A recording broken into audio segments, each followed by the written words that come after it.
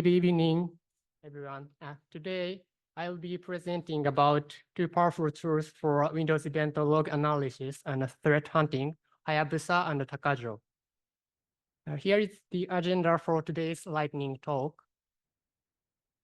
My name is Fukusuke Takashi, and I work for NTT Data Group Corporation. I'm also a member of Yamato Security and a developer for both Hayabusa and Takajo. Before we dive into the tools, let's discuss the challenges in Windows event log analysis. Analyzing event logs can be tough. They are binary files, often noisy, make it difficult to read, process, filter, and analyze. To address these challenges, we developed open source tools at Yamato Security. These tools are designed to make event log analysis easy, fast, and efficient. This includes Hayabusa and Takajo. Let's dive deeper into Hayabusa. Hayabusa's motivation is to make the best use of Sigma rules and make Windows event log analysis as easy as possible. And 44 major updates released almost monthly for 2.5 years. Here is a simplified overview of Hayabusa's core functionality. It scans event logs according to Sigma rules and output the result in CSV or JSON format. We sincerely appreciate the hard work of Sigma's project members and their contribution to the security community. Using Hayabusa is very simple. The CSV timeline command outputs results in CSV. You can also output result in JSON format for analysis with tools like JQ. Today, we are releasing a new version of Hayabusa in conjunction with the first annual conference. This release includes many new features and enhancements. 15% to 10 times faster performance, and support for Splunk REST API exported logs, and initial experimental support for Sigma correlations. Next, let me introduce Takajo. Takajo is a tool for analyzing the output result of Hayabusa. It makes it easy to analyze JSON timeline generated by Hayabusa. Takajo has many analysis commands. In this lightning talk, I'll highlight the automagic command, which automates various analysis and output the result. With just one simple command, automagic, you can analyze Hayabusa's JSON result. The slides that follows are all the execution that can be obtained with a single run of the automagic command. This screen shows the summary result of after the execution of the automagic. Automagic generates a logon timeline as part of its output. It also creates a timeline of PowerShell executions. Additionally, it generates a timeline of suspicious processes. And Automagic can output JSON for MITRE ATT&CK heap map visualization. It performs various stack analysis to identify outlier and abnormalities such as unusual logon patterns. The automatic command outputs many useful results. More results can be obtained than those presented now. Please try using Takajo together with Hayabusa when analyzing Windows event logs. We release major updates almost every month. Follow us on Twitter, Security Yamato, for the latest releases and information. Thank you for your attention. Hello, everyone. I'm Ryosuke Yoshima from CyberGoods Japan of Black Corporate, working as exploitation researcher in AI development. Today, I talk about exploit detection method and cyber attack forecast. This whole chat covers two topics.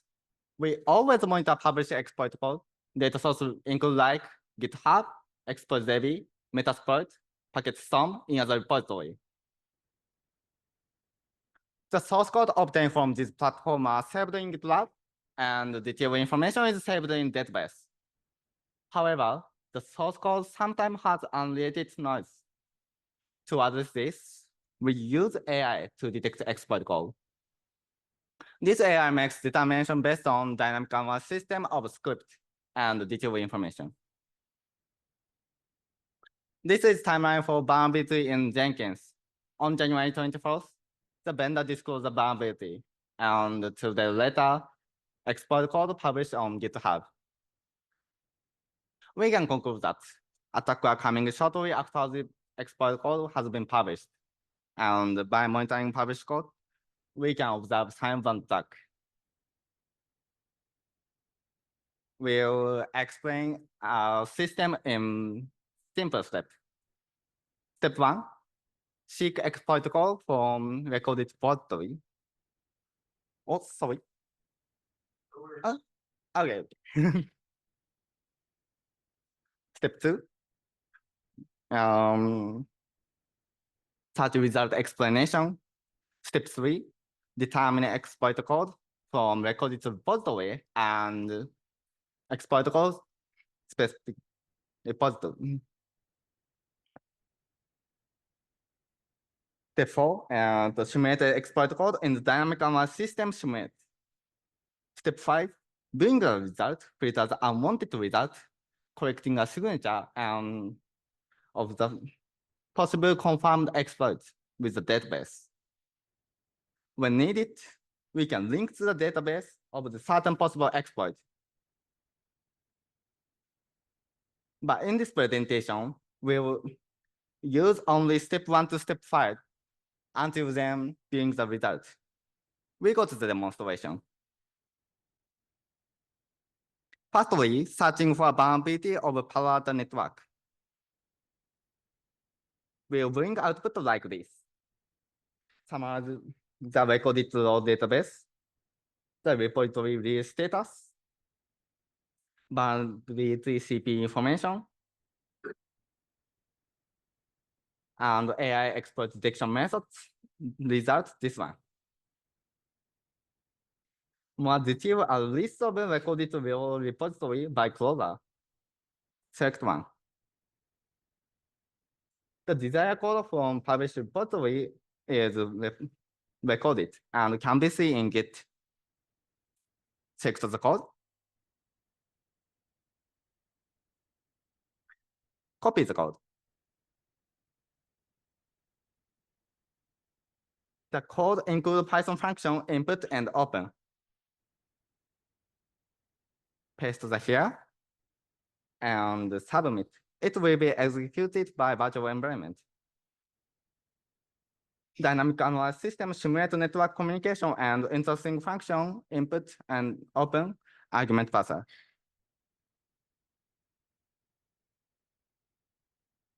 From this request data, we can check possible endpoint and generate searchable signature. And we can get a list of Bible use or other interesting data for signature too.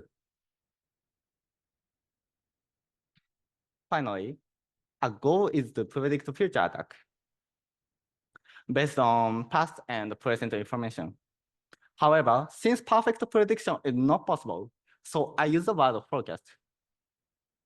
Moving forward, we aim to advance the research and provide this cyber attack forecast to everyone. Thank you for listening. If you have any question, please feel free to email me. And I'll be happy if you followed X. That's all. Thank you so much. Hello, I'm very happy to talk to you. Today, I'll talk about VPN compromise technique with RAG case. In this presentation, there is a lot of indicators that I cannot explain in detail, so please take photo while I am talking. Firstly, I'll introduce myself. I'm Ryosuke Nomoto from RAC Cyber Emergency Center. I lived in Fukuoka for 4 years for my college life, so Fukuoka is my second hometown. This is an outline. I'm going to follow this outline today. I'd like to start by talking about RAG and vulnerability. RAG is a commercial SSL VPN with over 6,000 devices in the world. China is the largest market for this device. I'll move on to vulnerability topics. This vulnerability causes arbitrary file read and remote code execution. CVSS version 3.1, base score is 9.8 and rated as critical. Timeline of this vulnerability is here. I'll just tell you the point that in March 2023, security advisory and fixed version were released for this vulnerability. Here, you can see a POC to abuse file read vulnerability.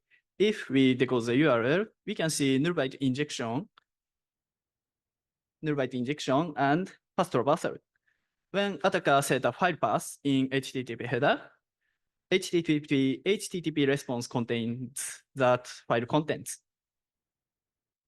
We observed RC attack URLs while we analyze incidents. Interestingly, OS commands and targeted file's name was contained in URL. Our analysis reveals that attackers interest files and TTPs. RC URL example is here.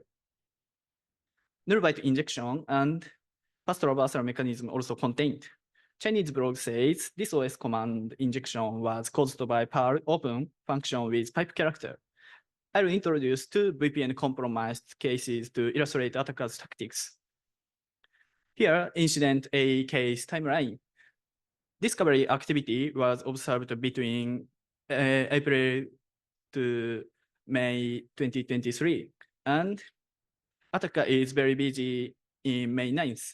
Custom Python scripts was executed to modify user information or delete user. After 4 minutes for modified user information, VPN authentication succeeded from attacker's IP address. And we observed privilege escalation activities. There are lots of access in a short period of time, so I think the attack was well automated.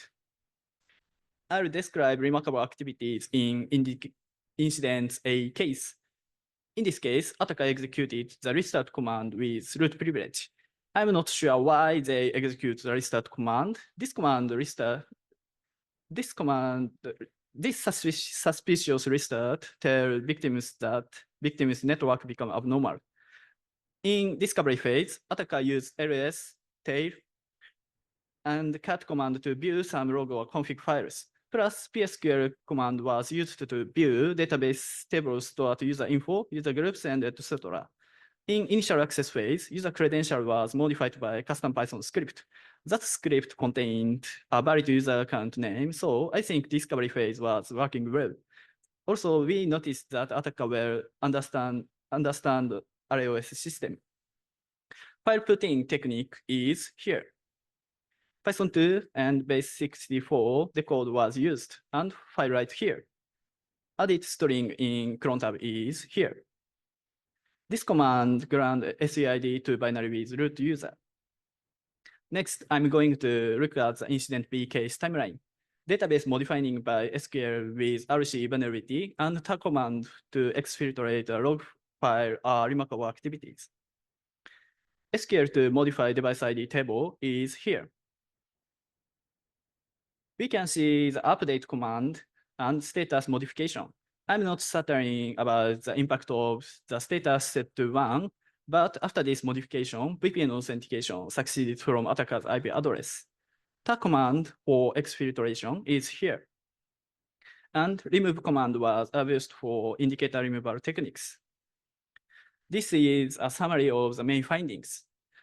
Firstly, attacker executed OS commands as follows. Cron tab and custom binary was abused to execute command with root privilege. In discovery phase, ls, tail, cat, and PSQL command was used. Tar and remove command for exfiltrate and defense evasion. Secondly, already you know, attacker interest in credentials and config information during discovery phase. Store information was leveraged in initial access phase. Finally, attacker has some weapons to modify VPN authentication to access internal network. Custom Python script brought changing password, auth method, and user role. Also, SQL execution brought bypassing device ID authentication. Reference is here. That's all I have to say. Thank you for your attention. Sorry, I didn't get the slides memo. Apologies for that. So anyway, I wanted to share a little bit on cyber safari. And recently, one of the participants was telling me that, Africa is just not all about animals, elephants, and amazing scenery, right? True, true. So what do you mean by Africa cyber safari? Or what do you want to cover by cyber safari? One, the continent, just talking to a lot of participants here, especially from the African region, I was impressed by what my fellow colleagues are working on. And one thing that is clearly coming out is that a lot of us are hungry for excellence. For example, if you're participating in the Security Lounge CTF, BGSAT actually doing an amazing job. I believe they are currently number 2. If we give them enough time, probably they're going to be number 1. One thing I've also noticed and seen is that progressively we are seeing a lot of teams from Africa participating in events like DEFCON and Black Hat, especially the Red Team villages. This is not something that was there a few years back. And then when you talk to these guys, for me, it's always inspiring listening to them. So this safari for me means that, one, all this excellence, all these pockets of excellence you're seeing should be encouraged and also should be facilitated. The biggest question to me has always been, how do we do this? Now, if you look at my own biased opinion, a lot of the amazing talks you have had the last couple of days, majority of them have been from some of the biggest corporations, right? Globally. A few of them have actually been from the national and sector SATs. Now, if you look at the representation of African participants here, a lot of them actually from the sector and national SAT. And my safari here is that we need to look beyond the national and sector SATs and look at establishing a hopefully growing a more holistic instant response community, because a lot of these guys who are doing all this awesome thing, unfortunately, are not in the government or even from a national point of view. So it basically means that we have a lot of untapped awesomeness right within Africa, just waiting for maybe a bit of nudge, a bit of push, a bit of exposure for that to explode. Second thing, also, how do we also help this?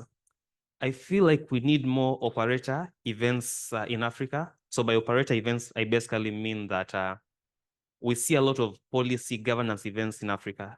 It will be very good if, for example, we can see an operator event like Valcon or something similar in Africa. If we can see the CTI event or something similar in Africa. Also, why should we also have such some of these events in Africa? One, it's an open secret. Visas and Africas for certain countries is a big problem, right? Adding funds becomes a totally interesting issue. So having events probably in the region from all the various stakeholders means that a lot of these things and a lot of these springboard ideas can actually be well facilitated. The other thing, how can we also help? Submit CFPs to Africa-based events. I know FAST and a lot of partners here work with a lot of African events. So if you are having an amazing idea, you want to maybe inspire someone else, of course, look for those CFPs and please submit to them. Then as I close this, I'm part of the Africa Liaison team, and you are always here and happy to support you, connect you with all these guys who you might be able to help inspire for them to also be the next or something. Thank you so much. So I have a question. Yes, please. That was a great talk. It was inspiring. And I know that there's a great deal of talent in the African continent. What's the next action that audience members can take? Next action here will be, I know Africa Sat is probably trying to organize an event. They will be hopefully looking for speakers, looking for trainers. That's an avenue for a lot of us to contribute to that, either as speakers and also as trainers, right? So keep an eye out for the announcement and submit, right? Thank you. Thank you very much. Hello, My name is Saraswati Panjuhong, and yes, you pronounced it correctly. Thank you. I work at LAC, the Little Earth Corp. I am in digital pen test section, and my work mainly involves analyzing mobile applications, including those of Android, for any potential vulnerabilities. In this presentation, I would like to talk about tips I personally found useful when I try to hunt for any flaws within any Android applications. I hope these tips help beginners to save their time when learning their ways into analyzing Android application. So let's begin with the first one. It is to do a research using past CVEs to get an idea of the findings that are repeatedly found in the past. The example shown in the slide is an excerpt from JVM database, which only contains the CVEs that are reported to the JP Cert, our local host for this week event. I use Android app as a keyword for this list. As shown, you learn that the problems of hard-coded API keys and failure to restrict custom URL schemes are among ones that are often reported. Let's see another example. I get this information from MITRE. From the image shown, you'll notice the findings involving leaks of backup files and issues in certificate verification, which allow man-in-the-middle attack, are listed many times. By learning these patterns, you get ideas of what vulnerabilities you should generally try to look into. Second tips is to check the app's functionalities and use those as a starting points. For example, if the app is using web view functionalities, checking if the application opens web view by clicking links from the outside is interesting. If it did so, I would check if the app restricts URLs that the web view can open to only those related to the application. If any URL can be loaded, failure to restrict custom URL scheme would be a nice finding here. Likewise, if the generated data looks like encrypted data, I would check for the hard-coded cryptographic keys within the app package. Reading the source code with well-defined variables and function names is far more comfortable than reading the obfuscated code, right? My another suggestion is to use any specific words that you can find within the application packages as a search keyword. Just Google it. You may find the source codes of the plugins or the libraries that the application is using open to public. For example, the application written with React Native contain this interesting keyword, RN encrypted storage. By searching this specific keyword, I found out that the package called React Native encrypted data stored in I found out that the package called React Native encrypted storage is used to encrypt data storing within the internal storage of the device.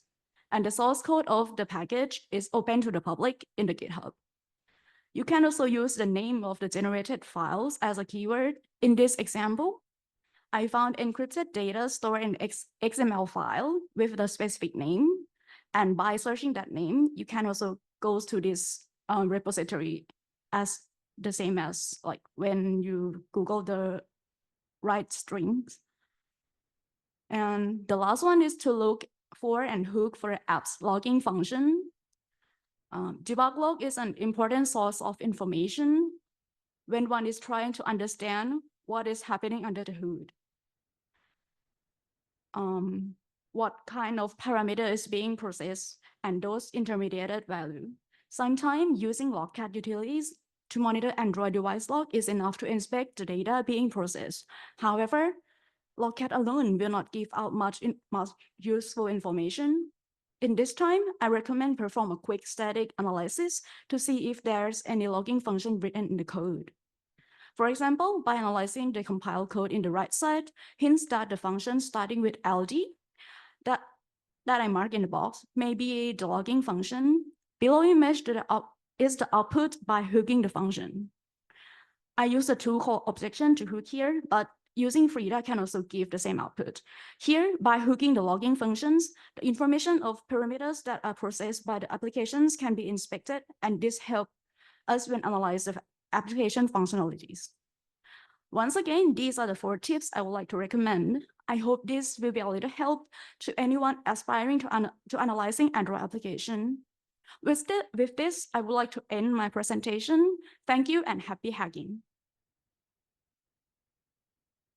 Thank you. Welcome everyone. My name is Bibi. I'm from CERT-LV. I'm here in Japan in Nara Institute of Science and Technology doing the postdoc under the JSPS. Now, my talk is going to be more as an idea, but an idea that has been implemented and released publicly for everyone to use. Now, my talk is going to be very short, of course, and it's going to 3 parts. First is explaining the idea, explaining the implementation, and also what are the benefits of that particular idea to be used. You are around 100 here. When 100 people look at the same sakura tree, how many trees do they see collectively together? Now, when we talk about the web or the cyber threat intelligence, do you trust your eyes? Because for us to defend against a particular threat, we need to be able to have a more broader perspective and also a more broader context as well. Now, when the flight was introduced, the cartography changed fully because we were able to map the terrain from above. So in essence, it's all about the perspective. Now, the idea that I've implemented and written as a tool, it takes the same concept and applies to the cyberspace. Now, the web resources or the internet, or from where we collect our open source intelligence or we collect cyber threat intelligence, is a dynamic environment. Now, the tool has the simple approach. We have one resource, for example, that we want to monitor, but instead of going and looking at from one single perspective, like one IP address in your organization, we deploy containers across the whole world. Let's say 50, 100, whatever. And what we do is we try to reach out to this particular resource and trigger the change in the behavior in the content. We change user agents, we go through the VPNs, we use proxies, we use Tor. Every particular agent that's deployed will try to trigger this change in behavior. Now, we know that there are websites that serve geographically relevant content. They will adapt to the user profiles. And this approach will try to trigger this as much as possible. Now, once all the collectors collect this data to the central aggregator part, we can now see where are the differences in the perspective that we have. Now, imagine there's a website that gives one resource or one content when you come from one country. When you come from another, it serves something else. Now, this gives us a broader perspective. I've used CTI tools, maybe not extensively enough, but within my research, I've seen that they do not produce the perspective. I cannot see how my data is visible from different perspectives. Now, how does it help? There are at least few things, and this will conclude this lightning talk. You can obviously identify the changes, how this internet resource will respond to your queries from a global perspective. You can analyze phishing campaigns. For example, maybe there is a campaign that targets specific region. And from this global perspective of sensors, you can see which particular regions are being targeted and serve the content. And well, you can monitor DDoS, you can monitor defacements. Well, this is straightforward and obvious, but you can see from which particular regions or which particular contents trigger this. Access restrictions, debugging access restrictions. If your country is protecting your resources and you've implemented IP access block lists, you can always verify if those access block lists actually work. Maybe the data is leaking. And finally, well, you can detect changes also over time. With this, thank you for your attention. Perfect. I've been writing the vulnerability forecast for First Now for about a year, 3 quarters. Some of you may see it on the blog. It's really just there to tell you how many vulnerabilities we expect to come out from NVD this year. So in the coming year, we expect, or in the coming quarter, we expect to see another 8,000 vulnerabilities. And this year, I think we expect to see about 3,500. We're on track so far in this year for the number we're expecting, which is sort of covered here in the blog post. I'm not really here to talk to you about this forecast specifically. What I'm here to talk to you about is the fact that this is a thing that FIRST is doing. We would love some feedback from you on whether these forecasts are useful or what you use them for. We're hoping that as CERT teams who have to make notifications, it helps you think about like how many notifications we might have to make. But this isn't all that it is. It's a bigger project, and I kind of wanted to bring that to your attention. In case you are interested in doing such forecasting, we have published the code to GitHub, and this is open source. It's made up of some Jupyter notebooks. Some of you may know that there's a Jupyter Notebook hosting in the member portal. So you can literally just take the code from GitHub, upload it in there, and play around with it and see how it works. And I hope that you'll alter it and use it in some of your own applications. But again, that's not it. So there's the forecast that we do as a blog. There's the code that you can use to do your own forecasts. But what I'm also trying to do here is build a little bit more of a community. So we have a very small technical colloquium. It's held this year in the Netherlands. We just decided we would host it there on the 3rd and 4th of October. And I encourage a lot of the students who've done lightning talks here today to submit some of your talks to this conference if you think you fit in. The focus is really narrow. We're looking at whether you are predicting the number of vulnerabilities. I don't care from what database you are doing that. You might be using JVN, CNDB, NVD, some other secret database. You might be trying to predict exploitation, as I saw one of the previous presenters was looking at. So you can have a narrow focus of trying to predict how many machines will be exploited by this vulnerability. Or in a given network, if I saw this vulnerability in the last scan, will I see it again next time? But the broad theme here is measurement of vulnerabilities, vulnerable machines, and exploited machines, or prediction of what will be exploited or how much it will cost. So I encourage you to submit and also talk to us about how you might like this to change. Last year, we had about 25, 30 people. We do a workshop style. We do it in person. I'm sorry we don't stream it, but we really want people to come and work on it. And we'll help you try and get there if you're coming from far away and you'd like to come and join us. So we have our hotel suggestions, and we also have a CFP. So feel free to submit. The CFP is now open. You should be able to find it on the FIRST events page in the very near future. And try and remember, we've got 3 different things going on. Forecasts that are easy for you to consume from the blog. We've got a code base if you want to play around with the code and work with it yourself. And then we're trying to build a small community that does vulnerability forecasting because we think it has a lot further to go than just this kind of narrow stuff that I've been able to whip up so far. So I'm going to turn over the stage to younger, more talented people. But please come along, get involved, ask us questions while we're here at the conference. So I'm here to talk about Pinkcastle, which is an Active Directory audit tool. So you can go to pinkcastle.com or go to the GitHub website. I will go back after in the demo.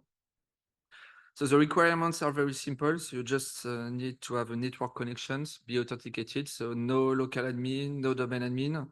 For the computers, there is absolutely nothing to install. It's compatible from Windows 2K, so the latest Windows.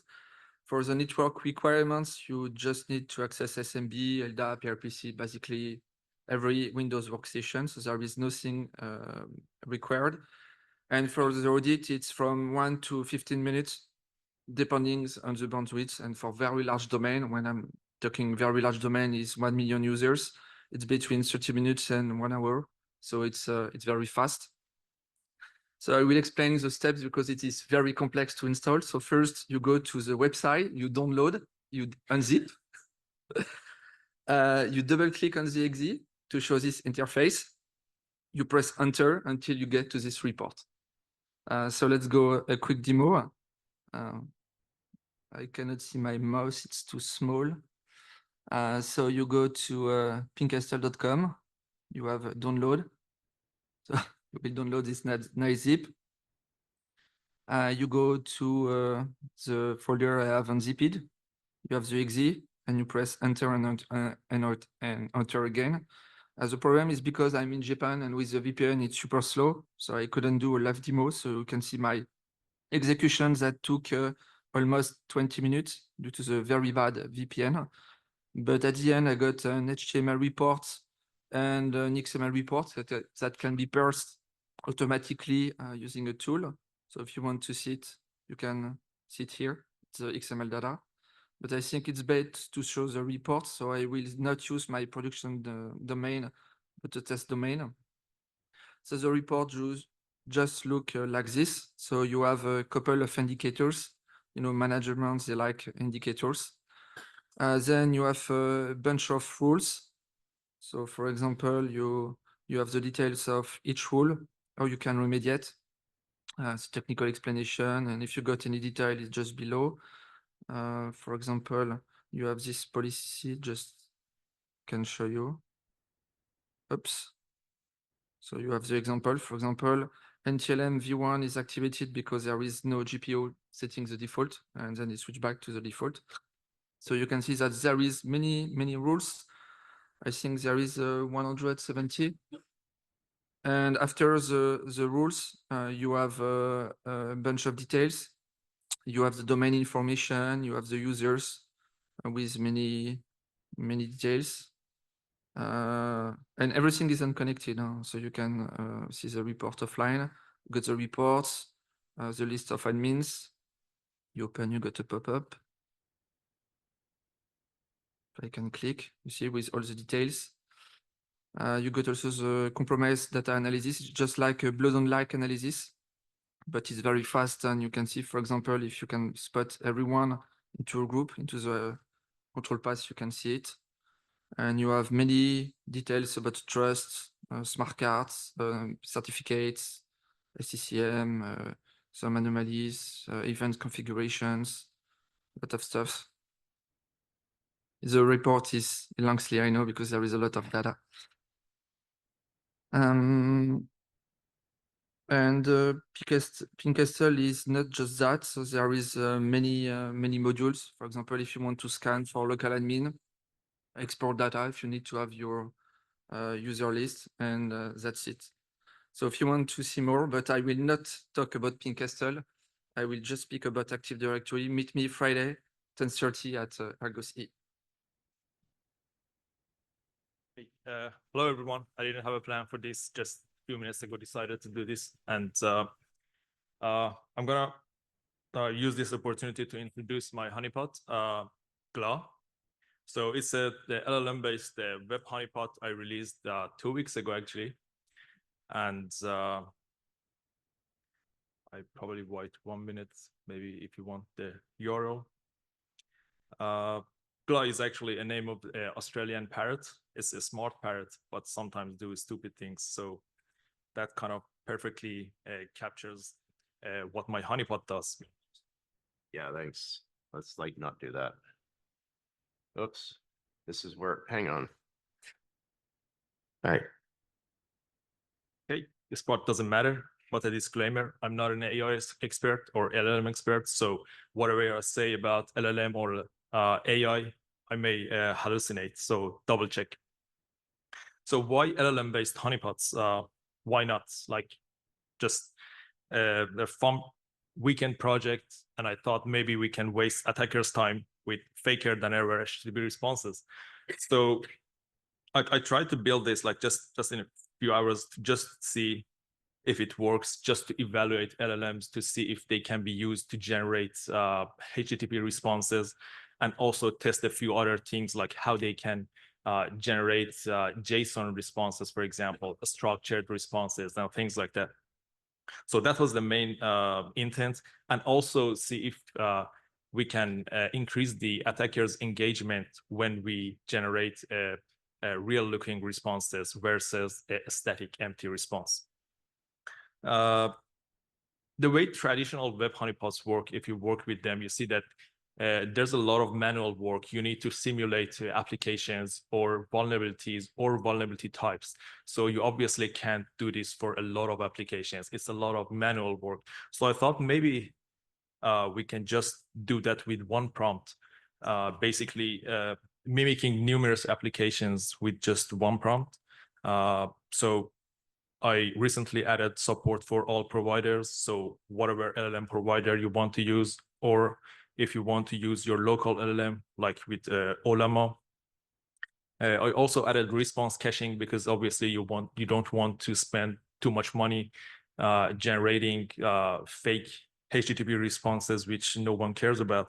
So I do this caching just to not returning the same response for the same request you get. This is basically how it works. It's not rocket science, pretty simple. It's just this prompt, which then when I get a HTTP request, I put it into the prompt, which I show you the prompt a little bit later, and then send it to the LLM, hoping that the response I get from the LLM is a valid JSON, do some validation, cleaning, and preparing the response and send it back to the attacker, and also caching.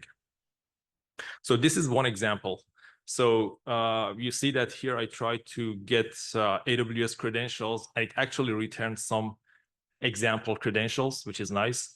Note that also the HTTP headers are generated by the LLM. It's not the body. Here's another response, just a random URL with etc passwd, and you see that the response which is returned is kind of interesting. If you're not impressed with the LLM, you can also look at these examples as well. These are all generated by LLM. I guess mostly probably by Google's Gemini, but a few others are with OpenAI. The interesting thing here is that you see that the CSS actually works. So that is interesting. So these are all generated on the fly in 1 second. Okay, I thought maybe before releasing the project, I do some sort of adversarial testing before other people do it. So the first thing came to my mind was sending a request to this, like, are you a honeypot, to see what it says. No. I wasn't expecting to see this, but I said like, yeah, maybe giving it another chance. So I tried with this one, like, no, I mean, are you a fake server? And yeah, still interesting.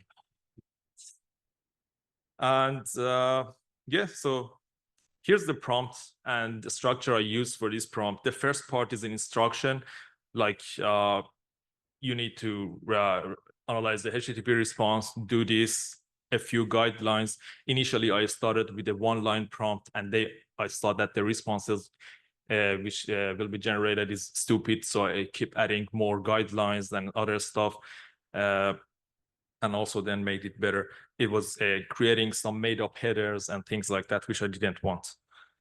Then I have the output format. So here you need to beg LLM to return a valid JSON, because sometimes the JSON it returns is not valid, it's not in the format that you want, and things like that. And then here I put the content, which is the HTTP request my honeypot received, and also another reminder about the task, what to do, what not to do, and then the response, like the format I expect, with one example. One note is about the JSON output, as I mentioned. Usually you can't rely on the LLM to generate a valid response. Sometimes generates a truncated response. Sometimes the markdown code block in the beginning and the end of the like the JSON it requires, probably because of the data set that they trained on. So you need to remove these. And sometimes it doesn't return the raw response that you want. It adds explanation, said like, okay, I will do that. And then the JSON, I was like, don't do that. And it still does it. So something I try to do, and it sometimes works, is no talk, just add that to your prompt, and sometimes works. I tried different models, like initial models I was trying like 2 years ago wasn't really good enough. But if you want to use like cheapest models that actually work, like GPT 3.5 Turbo is actually good. Gemini 1.0 is not that bad, but sometimes generates invalid responses. And also Llama, I tried it, but on my local laptop, so I don't know. I need to do more tests. Another tip, if you want to build an LLM-based application, also be careful about this temperature thing. I later noticed that when you set it to 0 or 0.2, you get a better responses, less randomness, and more reliable. So final thought on what my initial purpose was. Did this really engage attackers, enhanced attackers' engagement? Yeah, I don't know. I wish I had a better, more scientific response to that. But this is my API usage dashboard. At least it engaged the one attacker's engagement with my honeypot, which costed me $20.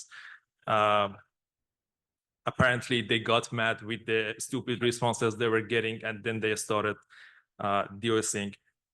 Fortunately, I had the usage limit. I set my OpenAI, but it used all my credit for that month in one day. And finally, does it really work for this use case? Definitely does, depending on the model that you're using. If you want to use GPT-4 or the more advanced models, it definitely works. But do you really want to spend money to generate realistic responses to random attackers out there? I don't know. I do. And yeah, so this is how LLM think internet works. But yeah, that's it. Thank you.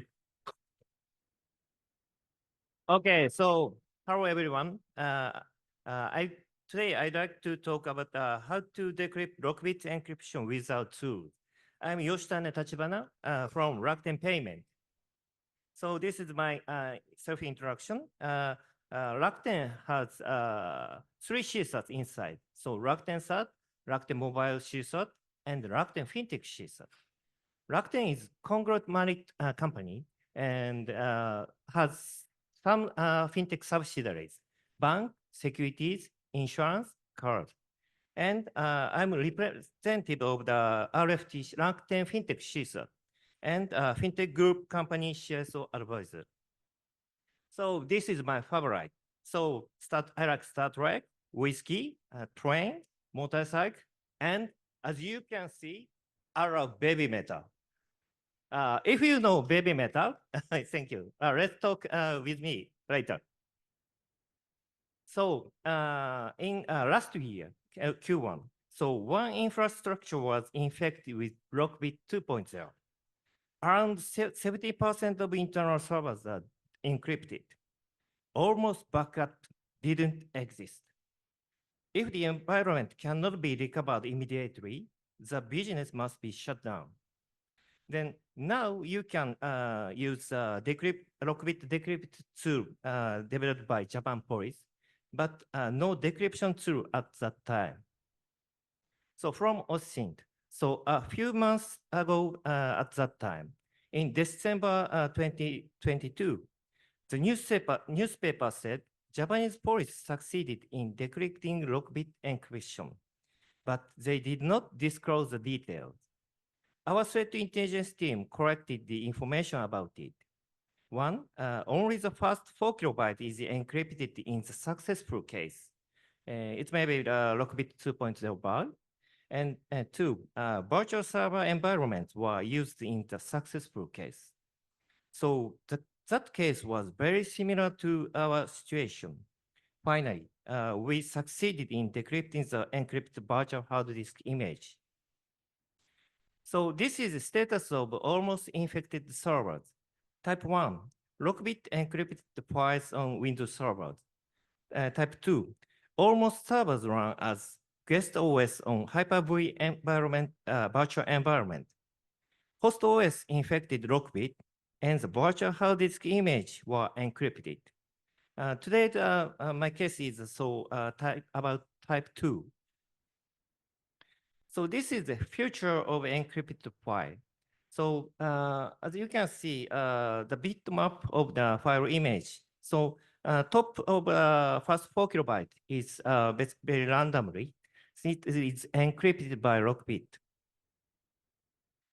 So this is a Windows virtual hard disk file image, VHDX. So the first 4 kilobytes is header information, 68 bytes fixed data, and then followed by 0.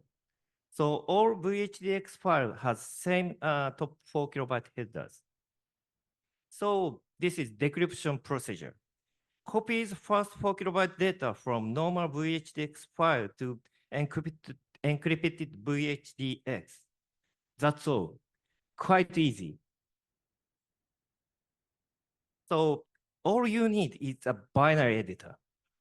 I use a VZ editor. Or you can decrypt without two. DD command. This one-liner is decrypt lockbit encryption. That's all for me. Thank you for listening. My presentation is a sticker injection attack 2024 initial report. FYI, Tom likes Hello Kitty because of his shoes and Hello Kitty.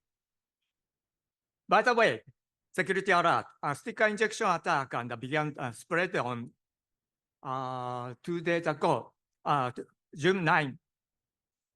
Triggered by the logic of exit 1 year sleep mode.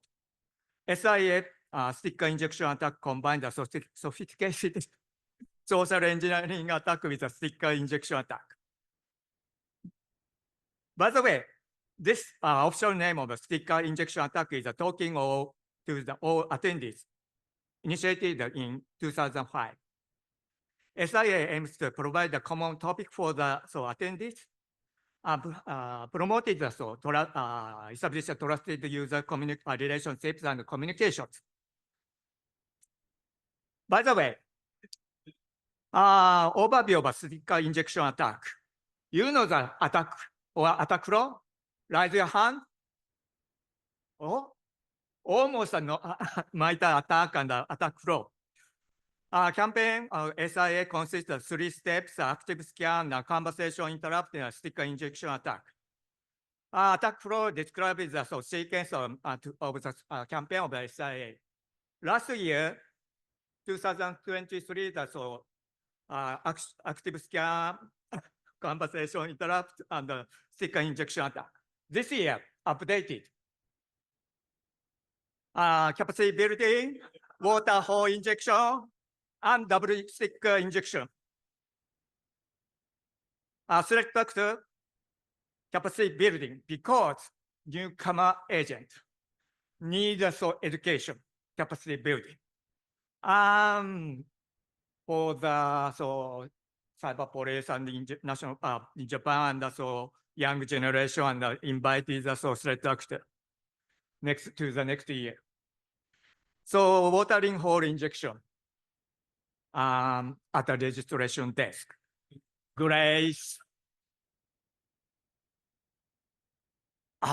Great.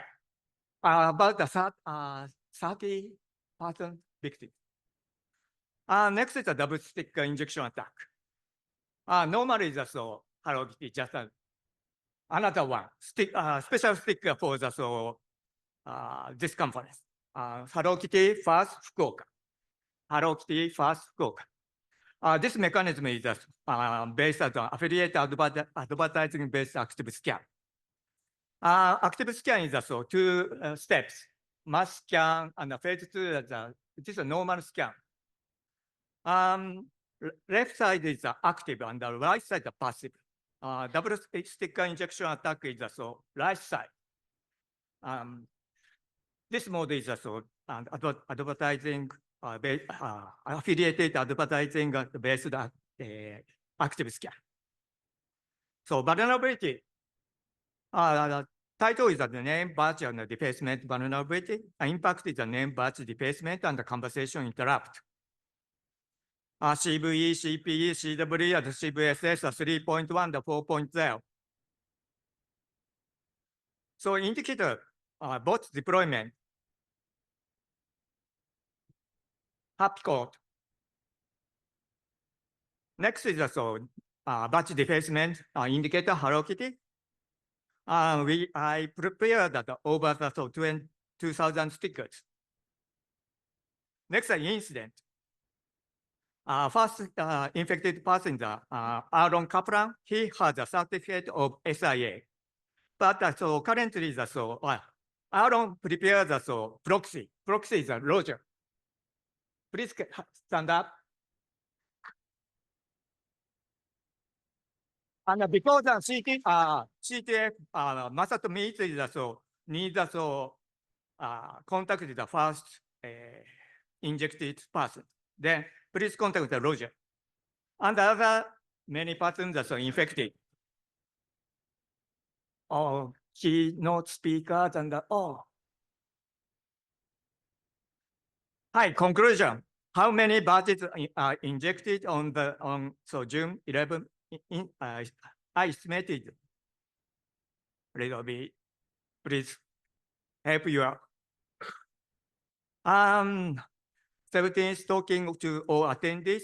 Thank you for your cooperation. Please cooperate my project. And currently it's about 40%. I own 100. That's all. Thank you very much.